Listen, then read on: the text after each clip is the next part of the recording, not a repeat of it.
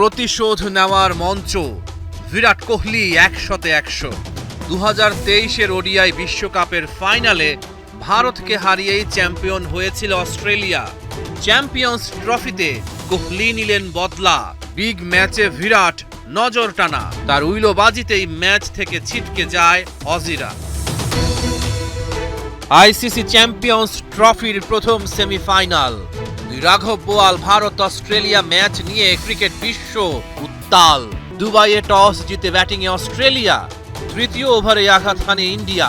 Cooper কানলি খুলতেই পারলেন না রানের খাতা, ওর উইকেট নিয়েছেন মোহাম্মদ শামি। ট্রাভিস হেড ভারতের মাথা ব্যথার কারণ হতে পারেননি, হেডকে বিস্ফোরণ ঘটাতে দেননি ভারুণ চক্রবর্তী। তৃতীয় উইকেটে স্টিভেন স্মিথ আর লাবুশেনের ৫৬ রানের জুটি। জাদেজার বলে লাবুশেনের ইনিংসের ইতি, জশ ইংলিশকেও ফিরিয়েছেন তিনি। ৬৮ বলে স্মিথের ৫০, অ্যালেক্স ক্যারির সাথে গড়েন আরও একটা অর্ধশত রানের জুটি। চ্যাম্পিয়ন্স ট্রফির সেমিফাইনালে সুপারভ মোহাম্মদ শামি।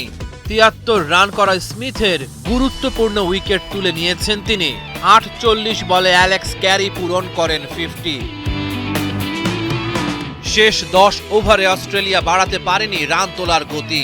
অ্যালেক্স ক্যারির ব্যাটে ৬১। ইনিংসের ৩ বল বাকি থাকতেই ২৬৪ রানে অল আউট অস্ট্রেলিয়া। মোহাম্মদ শামি শিকার ধরেছেন ৩টা। জবাবে ভারতের সামনেও কঠিন পরীক্ষা।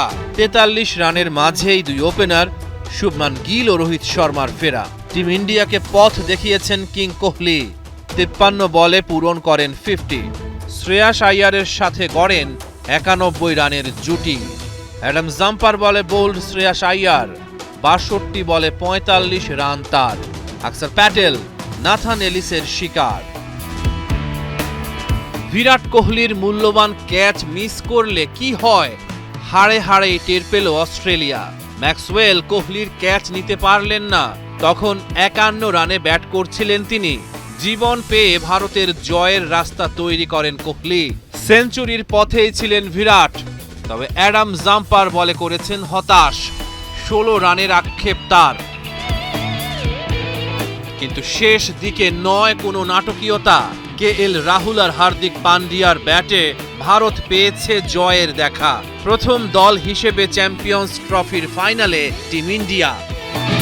রহমান পেয়ার ৭১।